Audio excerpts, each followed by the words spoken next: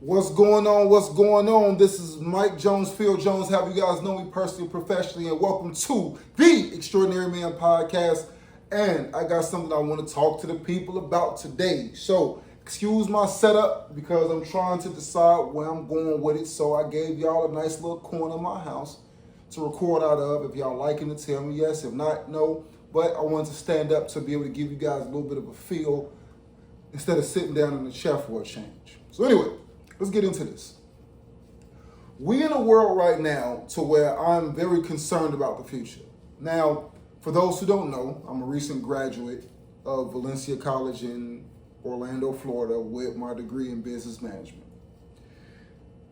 One of the things that drove me to business management was about trying to assist not only myself, but assist others when it comes down to the understanding of ownership, having things that we could take pride in, not just on the community level, but as far as being able to unhinge ourselves from the traditional mind state of get up and go to work for nothing and then come home with nothing but a paycheck and a sore back. But that's my personal reasons. Why I bring this up today is because there's something that's been bothering me for a while, but I haven't really been able to properly articulate it. So I'm gonna try today in this installment. So, we all know the pandemic happened.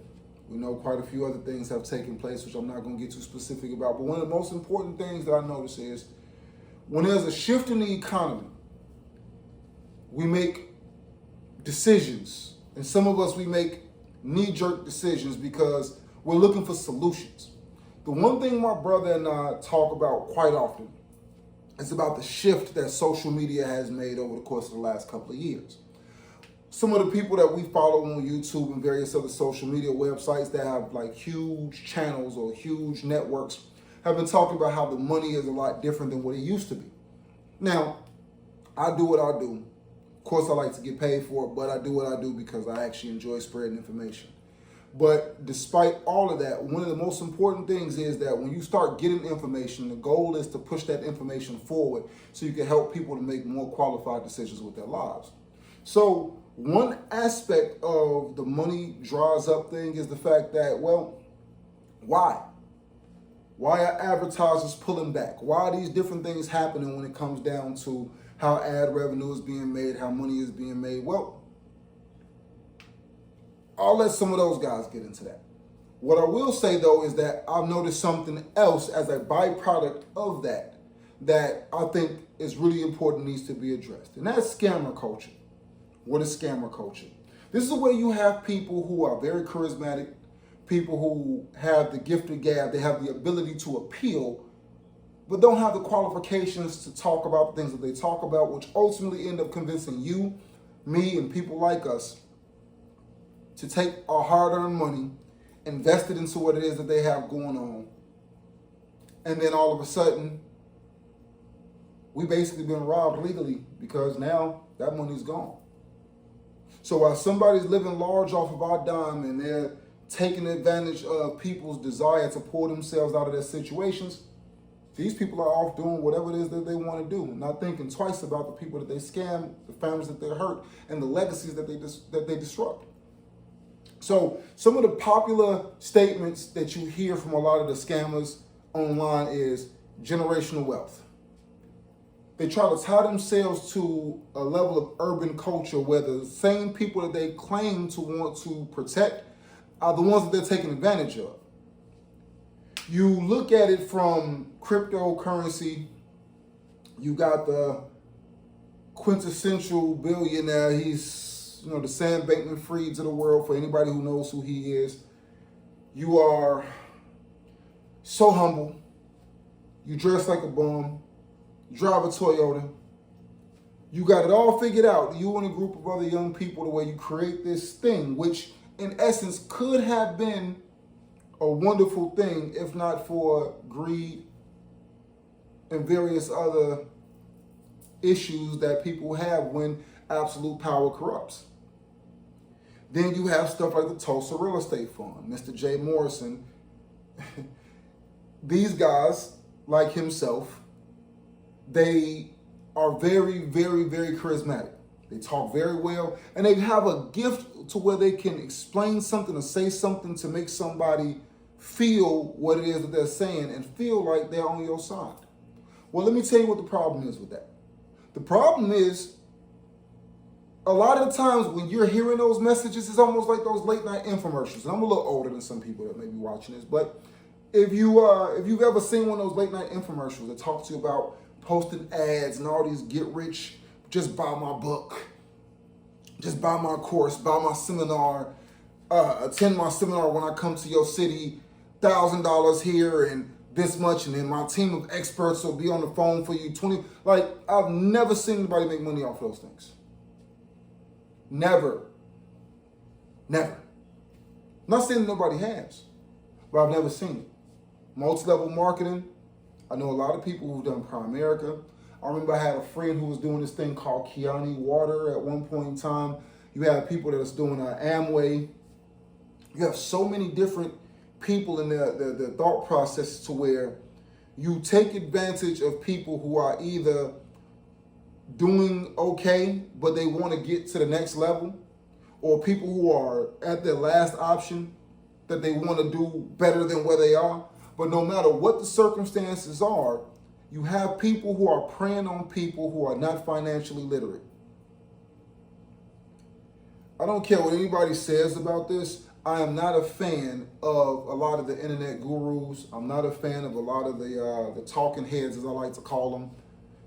Because when I started studying business, started studying finance and really delving into it myself, I realized that a lot of things that people are saying are like backwards. Oh, you can get these cars, you can write these things off. Like, yeah, there's something to that. There's something to that, but think about it. If it was that simple, why don't everybody do it? Car dealerships will go out of business tomorrow because they can't make any money because everything's a tax write-off. Why would they do that? You have to ask yourself sometimes the logic and legitimacy of these things. These people who give you all this game or run all these plays, just using some of the popular terms that they use, these people who do all these things, allegedly, I've never seen their bank accounts. I've never seen a single thing from these people that actually indicate that they know what they're doing, not a credential, nothing. But when you do the most basic research in these people, they've been in jail for fraud, financial scams, bankruptcies galore. People who can't manage their own finances are somehow trying to tell you and me how to manage ours. Financial freedom, generational wealth. Yeah, my ignorance and my lack of understanding is catering toward the generational wealth of them, not the other way around. Hey, give me $10,000 and I'm going to invest it into a big pool, into various real estate funds, and we're going to buy back the block. We're going to buy the hood. We're going to do all these things. And then they'll be indicted for embezzlement 2 to 3 years later. And all these people are out of their life savings that took them 10, 20, however many years to accumulate. Then I hear people on YouTube, you're stupid for retirement savings, Roth IRAs, all these other things. Like, talk to a financial advisor. You ain't got to talk to me. You don't even have to listen to me. But when I'm talking to you guys, I'm talking to you guys as somebody who has messed his credit up and had to build himself back up. Talking to somebody who, at one point in time, got involved in some stupid stuff to where I had to go through the check systems process, and for 5 years, I couldn't even own a bank account. I literally had to walk around and pay cash for everything because I had no credit, I had no account. Nothing worse than going to a check cashing place for them to take a portion of your check because you're irresponsible and you can't get a direct deposit. Nothing worse than going to go get a pay card or a green dot to where every time that you slide your card, they're taking something out of it. You go to the ATM, you go over here to the grocery store, wherever you go, you do a debit transaction. It's $2 for a debit transaction, $1 for a credit. It's maddening to think about the positions that we put ourselves in and we have to claw ourselves back out of. But the one thing that I can say for sure, if I can't say anything else, there's not a one-size-fits-all system for achieving financial freedom. What I can say, if I can't say anything else, is you keep your debt down, You pay your bills on time.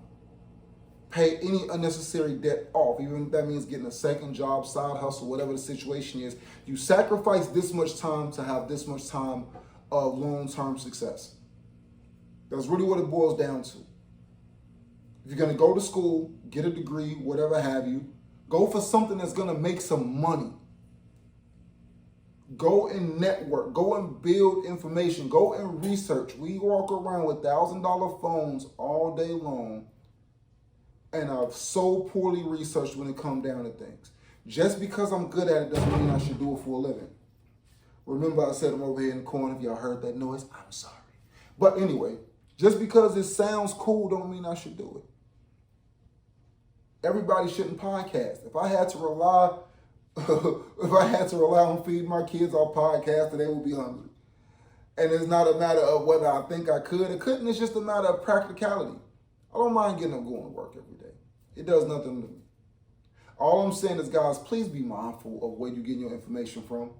Do your research on these people. Find out who they are. Do what you have to do to protect yourself and protect your money. Most importantly, protect your family and your legacy. Anyway, I'll be following up with a part 2 with my brother later on. And hopefully you guys got some value out of this. If you did, make sure you like, subscribe, share it, whatever have you. And thank you very much for tuning in. Peace.